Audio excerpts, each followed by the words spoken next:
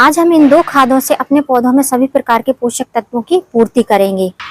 इन खादों में जो है माइक्रोन्यूट्रिएंट और मैक्रोन्यूट्रिएंट दोनों ही उपलब्ध हैं, जो हमारे पौधों में बहुत जरूरी होते हैं उनकी वृद्धि के लिए, उनकी जड़ों को मजबूत बनाने के लिए और पौधे को हेल्दी ग्रोथ करने के लिए। जैसे जैसे मौसम चेंज हो रहा है उसी प्रकार से हमको भी अपने पौधों में पोषक तत्वों की जो कमी होती है उनको भी चेंज करते रहना चाहिए।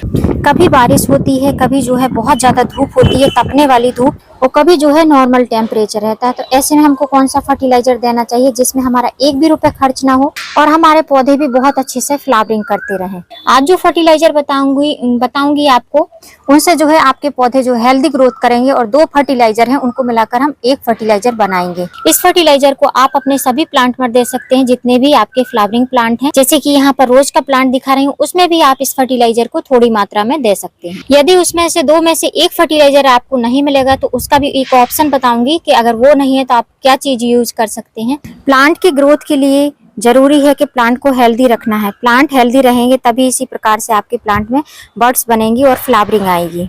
ऑर्गेनिक फर्टिलाइजर जो होते हैं वो स्लो रिलीज फर्टिलाइजर होते हैं, धीमे धीमे असर करते हैं। लेकिन पत्तियां आप देखेंगे, अगर आप ऑर्गेनिक फर्टिलाइजर यूज करते हैं तो आपके प्लांट की पत्तियां काफी अच्छी हेल्दी रहेंगी और जो बर्ड्स आएंगी वो भी काफी अच्छी हेल्दी रहती है। ये जो दो फर्टिलाइजर देख रहे हैं ये लिक्विड फॉर्म में बनाकर रखे हुए हैं, रॉ फॉर्म में थे, इनको मैंने लिक्विड करके रखा हुआ है। तो इन्हीं दो फर्टिलाइजर से हम एक फर्टिलाइजर बनाएंगे और बहुत ही अच्छा फर्टिलाइजर रहेगा। हमारे प्लांट की ग्रोथ के लिए बहुत अच्छा रहेगा। फ्लावरिंग नहीं हो रही है तो फ्लावरिंग भी अच्छी होगी, लेकिन फ्लावरिंग तब अच्छी होगी जब प्लांट अच्छी तरीके से मजबूत होगा, रूट सिस्टम अच्छा होगा उसका।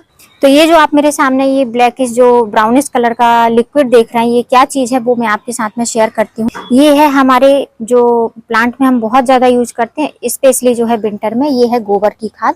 आपके पास में गोबर की खाद नहीं है तो आप बर्मी कंपोस्ट यूज कर सकते हैं। और अगर बर्मी कंपोस्ट भी नहीं है तो गोबर की खाद जो होती है उसमें नाइट्रोजन की मात्रा बहुत अधिक होती है और हमारे प्लांट की ग्रोथ के लिए बहुत अच्छा होता है, पत्तियों को हरा बनाने के लिए बहुत अच्छा होता है। तो अगर आपके पास में गोबर खाद नहीं है तो आप बर्मी कंपोस्ट यूज कर सकते हैं। बर्मी कंपोस्ट आपको हर नर्सरी में मिल जाएगा। गोबर खाद भी अगर आप बोलेंगे तो नर्सरी में आपको अवेलेबल हो जाएगा। आप अगर बोल के रखेंगे तो वो लाकर आपको दे देंगे। और उसके बाद में नहीं है तो आप चाय पत्ती का यूज कर सकते हैं। जो हमारी वेस्ट टी लीफ होती है उसको यूज कर सकते हैं, या जो हमारी फ्रेश टी लीफ होती है उसको यूज कर सकते हैं। तो यहाँ पर आप जो देख रहे हैं मैंने एक मुट्ठी ली थी और पानी इतना डाला था और पानी जो है काफी ज्यादा इसका सक कर गया है।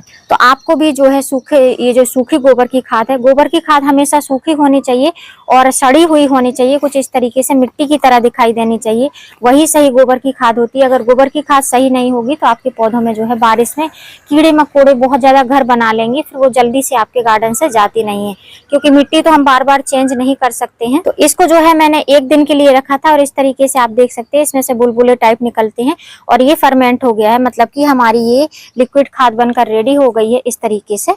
तो अब इसको हम अच्छे से मिक्स कर देंगे। और बारिश के टाइम पर अगर आपके यहाँ पर अभी बारिश नहीं हुई, हमारे यहाँ पर एक बार होकर जा चुकी है, तो अभी जो है बहुत ज्यादा धूप है तो मैं इसमें जो है लिक्विड फर्टिलाइजर डाल रही हूँ।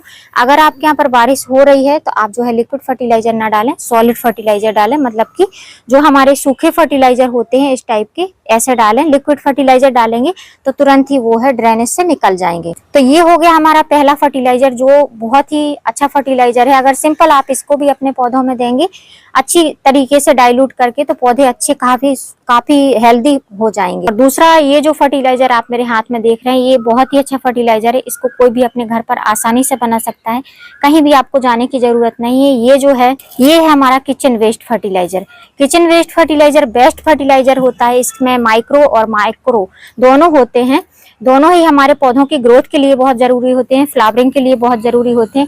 इसमें मैंने फ्रूटिंग पील्स और वेजिटेबल पील्स दोनों ही मिलाकर रखे हुए हैं। तो जो भी आपके किचन में पील्स निकलते हैं, जो भी छिलके रहते हैं, आप उनको यूज कर सकते हैं और अपने प्लांट पर अप्लाई कर सकते हैं। तो इसका जो है फर्टिलाइजर निकालने के बाद कुछ इस तरीके से हुआ है। फ्रेंड्स, आपको एक सजेशन देना चाहूंगी कि अगर आप जो है पील्स यूज करते हैं तो इनको प्रॉपर आप छान कर ही लिक्विड बना कर दें। अब इन पील्स को आप इस तरीके से रॉ फॉर्म में ना दें, मतलब कि सूखा हो तो ठीक है, लेकिन इस तरीके पील्स जो गीले हुए पील्स हैं इनको अपने पौधों की जड़ों में बिल्कुल ना जाने दें, मिट्टी में बिल्कुल भी इनको ना जाने दें, नहीं तो बारिश में इनमें फंगल लगने के चांस रहेंगे। अब जो है इसको हम छन्नी की मदद से छान लेंगे तो हमारे प्लांट भी हेल्दी रहेंगे और उसके बाद में जो है हमको किसी भी प्रकार का डर नहीं रहेगा कि हमारे पौधे में चींटियां फंगल कुछ भी लगेगा। तो इस तरीके से हमको इसको छान लेना है।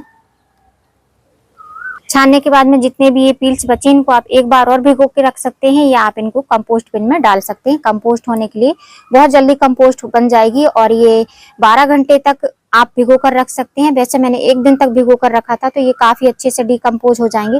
तो मैं यही सजेशन दूंगी कि अब दोबारा इनको यूज करने की जगह पे आप इनको कंपोस्ट बिन में डालें। तो हमारा लिक्विड इतना बनकर रेडी हो गया है। अब इसमें हम जो है हमारा गोबर की खाद का लिक्विड फर्टिलाइजर ऐड करेंगे। गोबर की खाद का लिक्विड फर्टिलाइजर भी हम इसमें छान कर ही डालेंगे।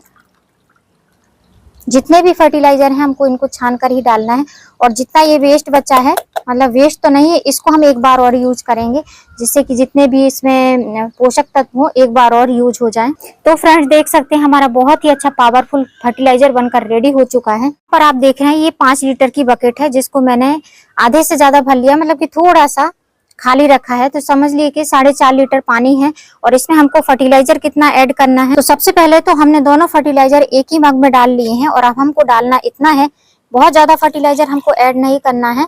तो हम 1 गिलास के करीब इसमें 4.5 लीटर में हमको इतना फर्टिलाइजर डालना है कि पानी का जो है कलर चेंज हो जाए और इससे ज्यादा कुछ भी नहीं। और फिर इसको हमको बहुत अच्छे से मिक्स कर लेना है। तो आप देख रहे हैं पानी का कलर चेंज हो गया है। तो मैंने इतना कम फर्टिलाइजर इसलिए डाला है क्योंकि अभी इतनी ज्यादा गर्मी है और जो हमने गोबर की खाद यूज करी है वो बहुत ही ज्यादा गर्म होती है, लेकिन हमारे प्लांट की ग्रोथ के लिए बहुत अच्छी होती है। तो इसलिए मैंने गोबर की खाद यूज करी है। आपको गोबर की खाद डालने में कोई भी प्रॉब्लम हो तो आप वर्मी कंपोस्ट का यूज कर सकते हैं, वो उसमें इतना ज्यादा हीट नहीं होता है। तो आप देख सकते हैं ट्रांसपेरेंट कलर हो चुका है। तो इस तरीके की खाद बनाकर आप भी यूज कर सकते हैं और इसको हमको अपने प्लांट की जो मिट्टी है, सॉइल किस तरीके से, उस हिसाब से आपको जो है, मतलब कि सॉइल किस तरीके से गीली है उस हिसाब से आपको ये फर्टिलाइजर को यूज करना है। तो इस तरीके से फर्टिलाइजर को हमको गमले के अकॉर्डिंग, गमले की मिट्टी के अकॉर्डिंग हमको देना है। जैसे कि आप देख रहे हैं ये काफी बड़ा गमला है, 12 इंच का गमला है और मैंने एक जो है गिलास इसमें दिया तो बहुत आसानी से सोख लिया। ये जो है मेरा कनेर का प्लांट है। तो आप जितने भी फ्लावरिंग प्लांट है सब में दे सकते हैं, अपने प्लांट की मिट्टी के अकॉर्डिंग इसमें दें और इतना ही फर्टिलाइजर दें कि जिससे कि आपका प्लांट मतलब कि सोख कर ले। उसके बाद में ड्रेनेज से बिल्कुल भी नहीं निकलना चाहिए फर्टिलाइजर। यहाँ पर आप देख रहे हैं ये मेरे रोज के प्लांट हैं, तो हम रोज के प्लांट में भी थोड़ी थोड़ी मात्रा में इस फर्टिलाइजर को दे देंगे। कोई भी प्रकार का फंगस नहीं लगेगा। अगर आपको फंगस का डर लगता है तो आप रोज के प्लांट में नहीं दें तब भी चलेगा। मैं यूज करती हूँ और आप देख सकते हैं पत्तियां भी काफी अच्छी नई नई आ रही हैं मेरे रोज प्लांट में और कोई भी प्रकार का इसमें कोई भी तरीके की कोई बीमारी नहीं हो रही है। तो उम्मीद करती हूँ वीडियो अच्छा लगा होगा। वीडियो अच्छा लगे तो एक लाइक कर देना और सब्सक्राइब जरूर कर देना बेल आइकन के साथ। फिर मिलती हूँ किसी नई वीडियो में नए टॉपिक के साथ। तब तक के लिए हैप्पी गार्डनिंग।